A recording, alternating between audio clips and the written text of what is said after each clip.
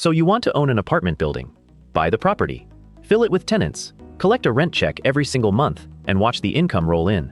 People always need somewhere to live. Leases renew on their own. The building sits there and keeps earning whether the economy is booming or falling apart.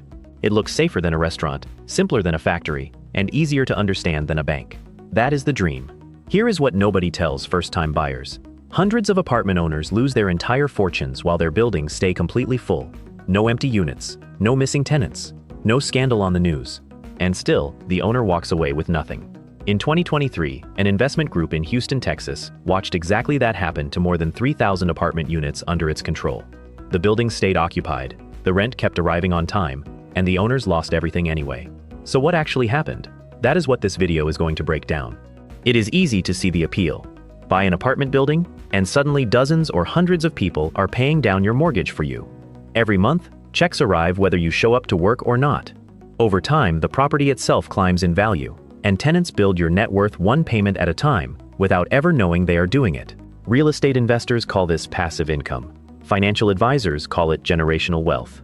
Some point to depreciation write-offs that can lower an owner's tax bill even while the property is climbing in value on paper.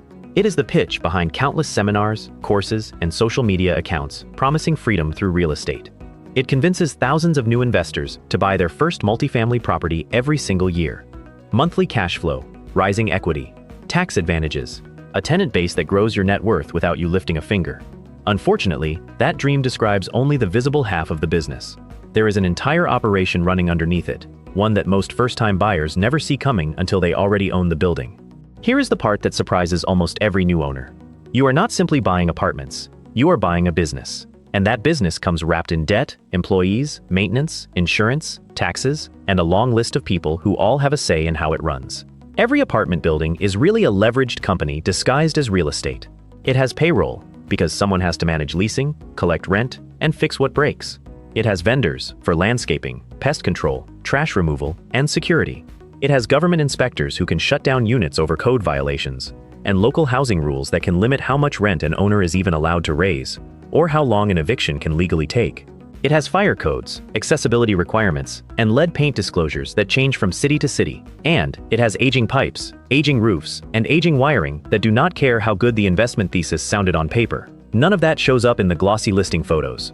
Getting into this business is not as simple as wiring money either. Before a single tenant signs a lease, the deal has to pass through lenders who underwrite the income, brokers, inspectors, title companies, insurers, and a city hall that may require permits, certificates, and registration before anyone can legally collect rent. Money alone does not buy an apartment building. The system has to say yes first. And before any of that even finishes, the owner already has a problem worth millions of dollars sitting on the balance sheet. That problem is the purchase itself. Let us use a realistic example. Say an investor finds an apartment building listed for $12 million. Mid-size property, exactly the kind of deal an ambitious first-time buyer might target. The price tag, though, is not really the price. It is the headline number, and headline numbers are not what a lender looks at first. What a lender actually cares about is whether the building's income can support the debt. In commercial real estate, that relationship has a name: the capitalization rate, or cap rate, the return a property produces from its income alone, before any financing is layered on top. A building earning $1 million a year in net income, trading at a 5% cap rate, is worth about $20 million. The same building at a 7% cap rate is worth far less. So the value of an apartment building is not really set by its lobby or its finishes. It is set by its income, and by how the market happens to be pricing that income in any given year. That single fact quietly runs the entire business. Back to the $12 million deal. The bank will not hand over the entire purchase price. Commercial lenders typically require a down payment of around 30% for a property like this. On a $12 million building, that is $3,600,000 out of the buyer's own pocket before owning a single door. Then come the closing costs. Legal fees, loan origination fees, appraisal costs, and title work usually add up to another $400,000. Before signing, most buyers also commission an inspection, and most buildings this size need immediate repairs, fixing deferred maintenance the previous owner never got around to. Budget $900,000 for that, covering things like roof sections, unit turnovers, and outdated fire systems. Lenders also require a reserve fund, cash held aside in case something goes wrong in year one, before the property has built up its own cushion from operations. That is another $300,000, untouched, just sitting there in case of emergency. Add it all together, and the actual cash required to close this deal is just over $5 million. Not 12 million, 5 million in cash before a single tenant has paid 1 cent of rent. That is the first hidden cost of the dream. It takes real money just to get in the door, and that money is gone long before the building produces a single dollar of profit. Once the building is owned, the revenue engine starts. Rent is the obvious income stream, but it is rarely the only one. Smart operators layer income from parking spaces, coin laundry machines, storage units, pet fees, package locker rentals, and partnerships with internet providers who pay for exclusive access to the building's wiring. Some properties lease ground floor retail space to coffee shops or convenience stores, adding a separate income stream on top of residential rent entirely. A single reserved parking space might rent for $50 to $150 a month, depending on the market.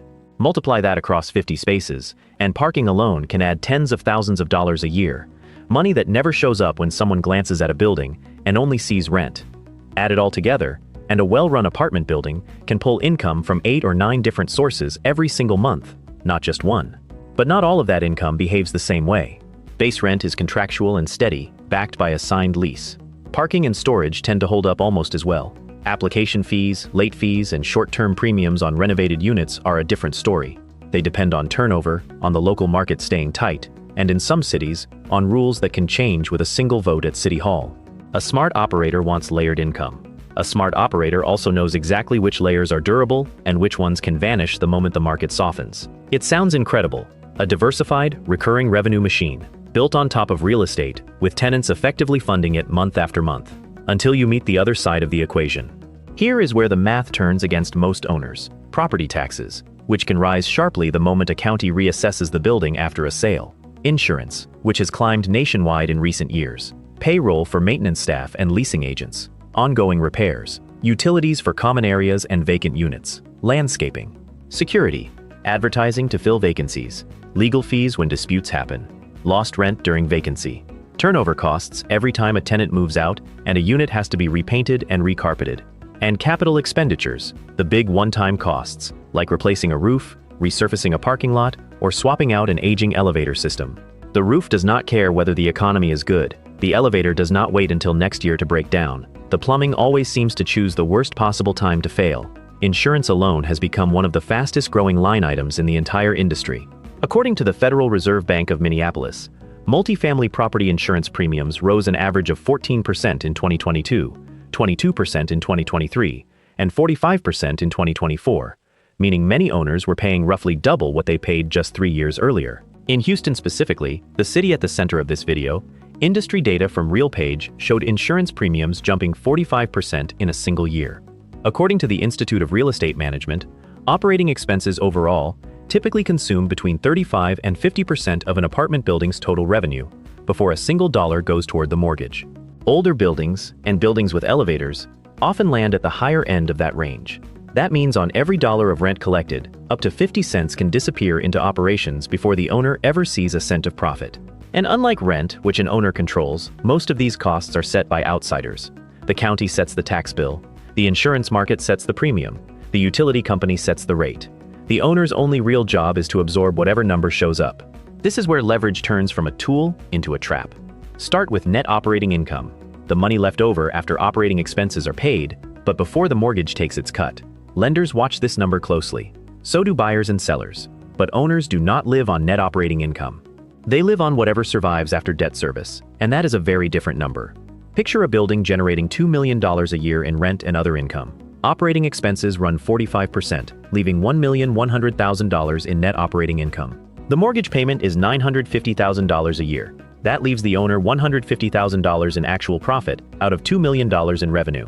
A property producing that much top-line income leaves its owner with a surprisingly thin cushion.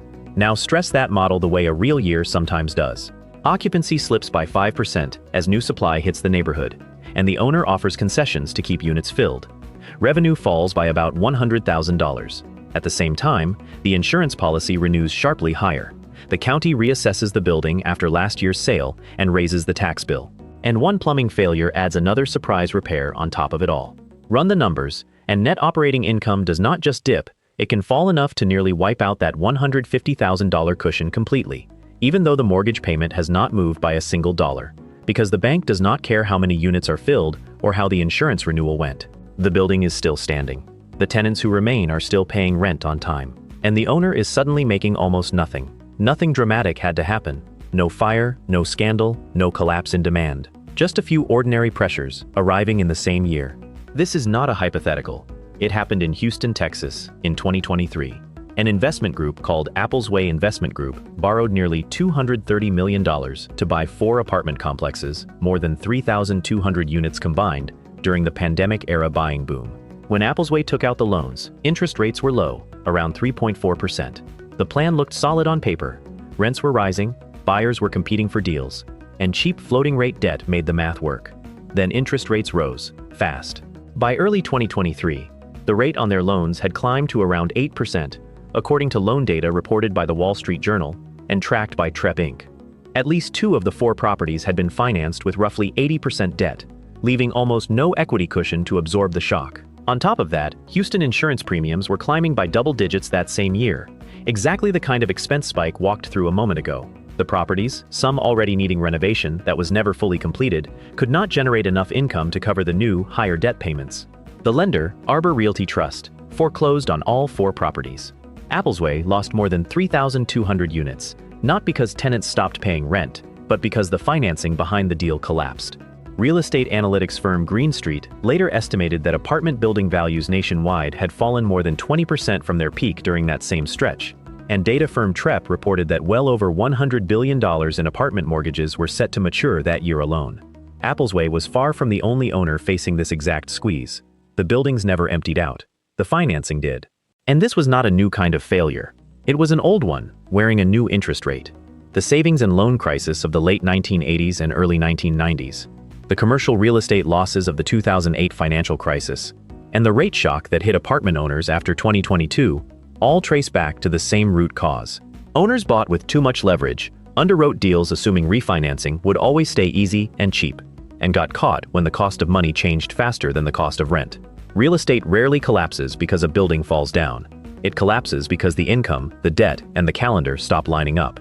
So if apartment buildings are this fragile, why do massive companies, publicly traded REITs, keep buying them, year after year, without falling apart the way Applesway did? The answer is not the real estate. It is the operator. Large, professional operators bring scale that individual investors cannot match. A firm like Equity Residential, one of the largest apartment REITs in the country, negotiates insurance and service contracts across hundreds of properties instead of one, softening exactly the kind of premium spike that helped sink Applesway. It employs in-house maintenance teams instead of paying premium rates to outside contractors every time something breaks. It accesses cheaper, often fixed-rate capital instead of the risky floating-rate loans that can double overnight, and it raises money through public stock and bond markets instead of relying entirely on bank loans, so a single lender calling in a loan cannot bring down the entire company the way it brought down Applesway. Software and data also help operators like this catch a rising vacancy rate or a falling collections number months before it turns into a crisis. A small owner with one building has almost no room for error. One bad year, one rate hike, one major repair, and the whole structure can buckle. A REIT with tens of thousands of units spread across dozens of markets can absorb a bad quarter, a slow market, or a single failing property, and barely notice. The building did not change. The tenants did not change. The rent did not change. The operator did. There is a side of this business that spreadsheets and cap rates do not capture. Every line on a rent roll is a household. A delayed repair is not just a maintenance ticket, it is somebody's actual home. An aggressive rent strategy can collide with local politics and community backlash long before it ever shows up as a line item. Evictions carry real economic weight for an owner and real personal weight for a tenant, and cities increasingly write their rules with that second fact in mind. A building with poor service can lose tenants even in a strong market. Reputation, it turns out, is also part of the economics. None of this means an apartment building is automatically a good investment or a bad one. The outcome depends on location, purchase price, financing terms, regulation, management quality, and timing. Numbers move. Insurance markets change. Interest rates change. This is an explanation of how the machine works, not a recommendation to go buy one. So what is an apartment building buyer actually buying? Not apartments, not rent checks, not simple real estate. A leveraged operating business, one that only survives when financing, maintenance, occupancy, regulation, and timing all stay in balance at the same time. Get all 5 right, and an apartment building can genuinely build lasting wealth, exactly the way the dream promises, month after month, year after year.